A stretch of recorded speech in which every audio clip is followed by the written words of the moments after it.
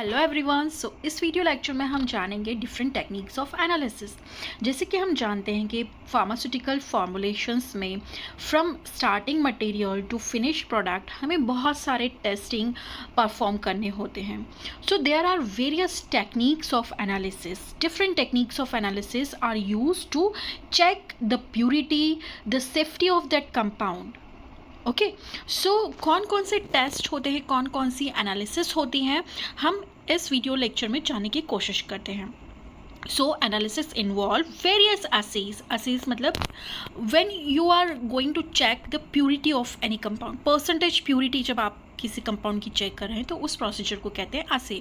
सो analysis में क्या क्या इन्वॉल्व होता है, असे इन्वॉल्व होता है and various test according to latest pharmacopoeia. Latest pharmacopoeia ने जो जो टेस्ट आपको दे रखे हैं उसके अकॉर्डिंग जो एनालिसिस है वो किया जाता है। टू डिटरमाइन, किस लिए किया जाता है? To determine identify the given chemical substance.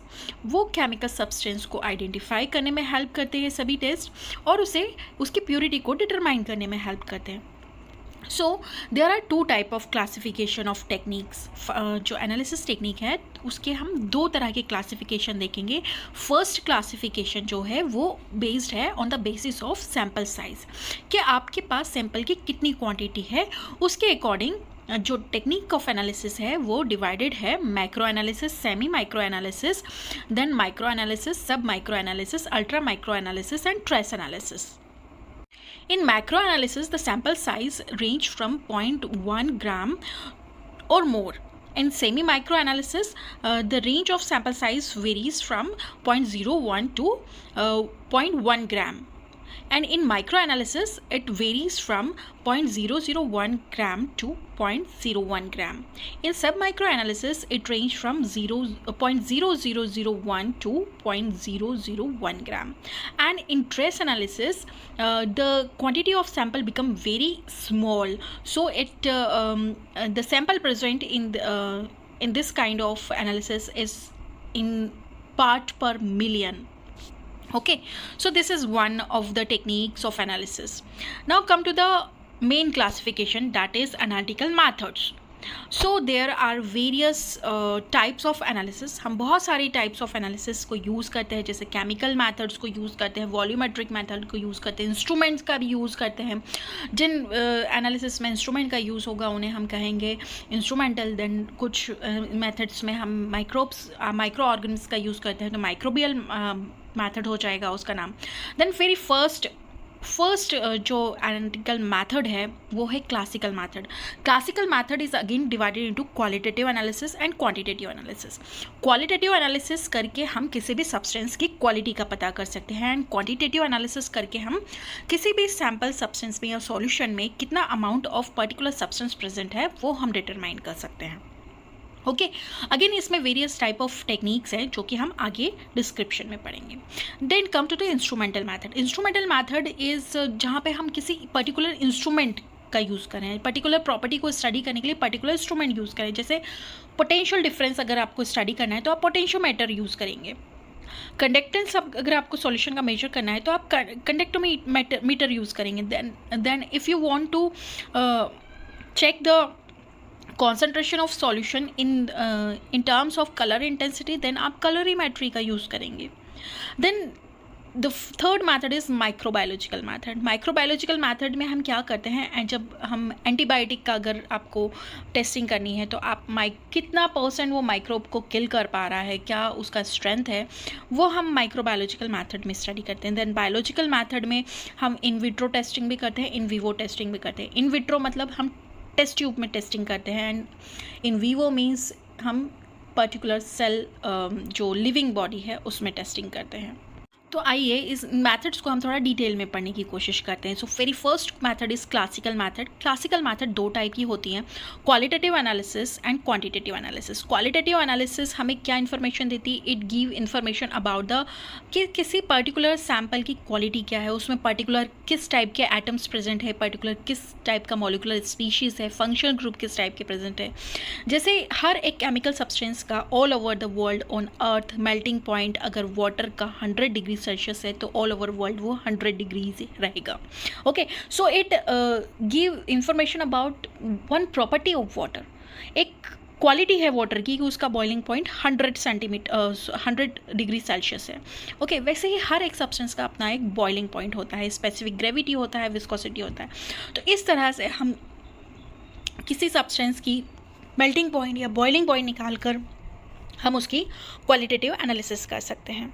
Okay, now come to the quantitative analysis. Quantitative analysis से हम क्या आइडेंटिफाई कर सकते हैं? With the help of this हम किसी भी सॉल्यूशन में कितना amount of particular substance present है उसको डिटरमाइन कर सकते हैं.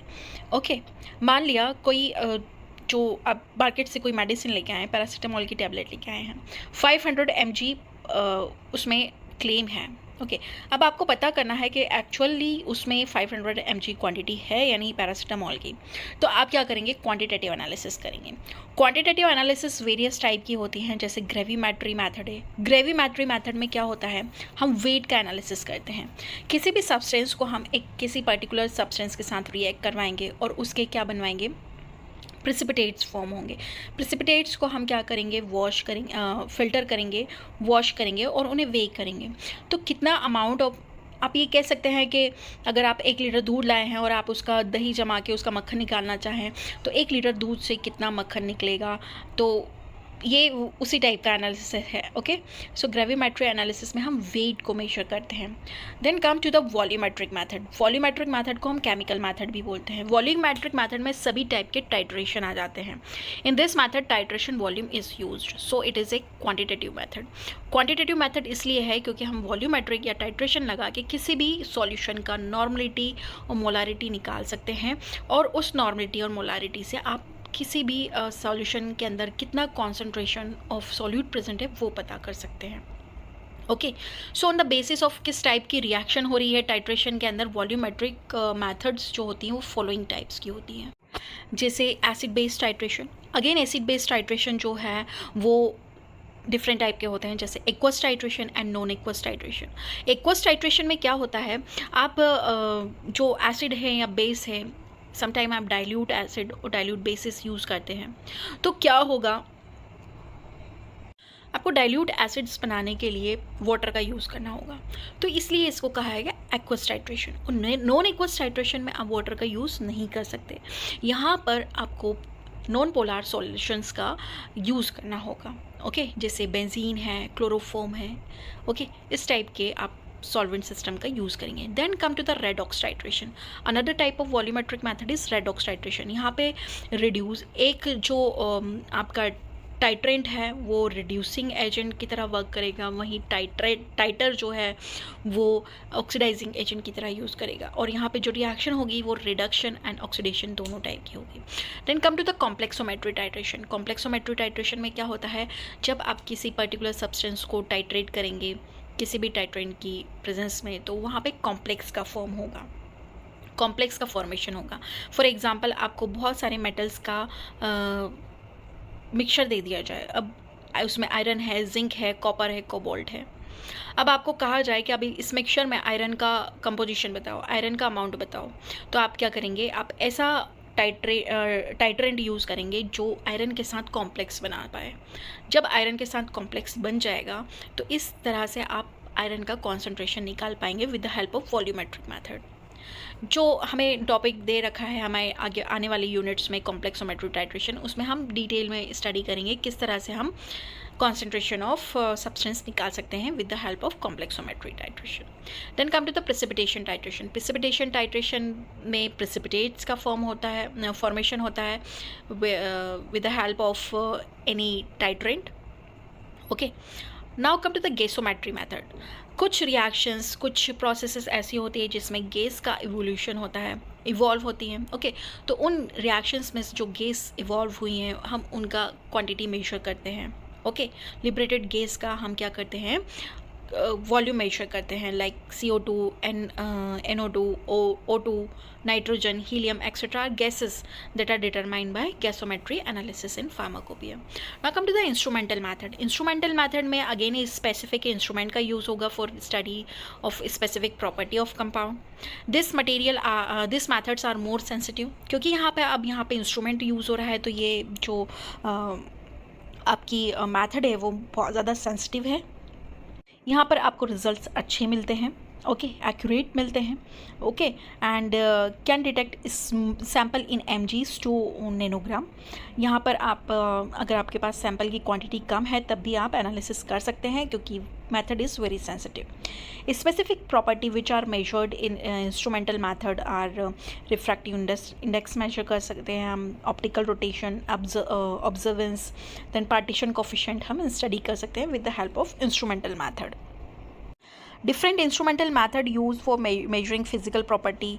जो इंस्ट्रूमेंटल मैथड यूज़ होती हैं डिफरेंट फिजिकल प्रॉपर्टीज स्टडी करने के लिए, जैसे इलेक्ट्रिकल पोटेंशियल हम पोटेंशियोमेट्री के थ्रू स्टडी करते हैं, कंडक्टेंस के लिए कंडक्टोमेट्री यूज़ करते हैं, देन इलेक्ट्रिकल करंट के लिए हम वोल्टोमेट्री यूज़ करते हैं, देन एब्जॉर्प्शन ऑफ रेडिएशन के लिए हम स्पेक्ट्रोफोटोमेट्री यूज़ करते हैं, देन रिफ्रैक्शन ऑफ रेडिएशन के लिए हम रिफ्रैक्टोमेट्री यूज़ करते हैं.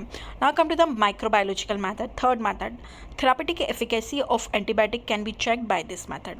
किसी भी एंटीबायोटिक की क्या थेरापेटिक इफेक्ट है पर्टिकुलर माइक्रो ऑर्गेनिज्म के ऊपर, तो वो हम माइक्रोबायोलॉजिकल मैथड्स में यूज़ करते हैं. In this method bacterial growth inhibition by measured concentration of new antibiotic is compared with the same effect produced by known concentration of standard antibiotic of known activity. क्या बोल रहा है diagram से समझते हैं. एक तरफ आपके पास कोई नई एंटीबायोटिक है, लेफ्ट हैंड साइड में देखिए कोई टेस्टिंग एंटीबायोटिक है जिसका हमें इफेक्टिवनेस टेस्ट करना है. अब आपने क्या किया, और एक तरफ आप स्टैंडर्ड एंटीबायोटिक ले लीजिए पहले से कोई जो प्रेजेंट है आपके पास मार्केट में. आप बैक्टीरिया को कल्चर करवाइए 2 पेट्री डिश में. अब क्या होगा, बैक्टीरिया की कॉलोनी बनेगी, ओके. अब 500 mg न्यू एंटीबायोटिक आप इस बैक्टीरिया कल्चर पे डाल दीजिए और 500 mg आप स्टैंडर्ड एंटीबायोटिक डाल दीजिए दूसरे वाले पेट्री डिश में. अब आपको कुछ टाइम के बाद, 1 दिन 2 दिन पर्टिकुलर टाइम के बाद, अब ये टेस्ट करना है कि आपकी एंटीबायोटिक कितना इफेक्टिव है, आपकी एंटीबायोटिक ने कितने % बैक्टीरिया को किल कर दिया है. तो इस तरह हम किसी भी एंटीबायोटिक का इफेक्टिवनेस मेजर कर सकते हैं with the help of microbiological method. Now come to the biological method. Biological method में हम RC लगाते हैं, जैसे परसेंटेज प्यूरिटी आप कह सकते हैं.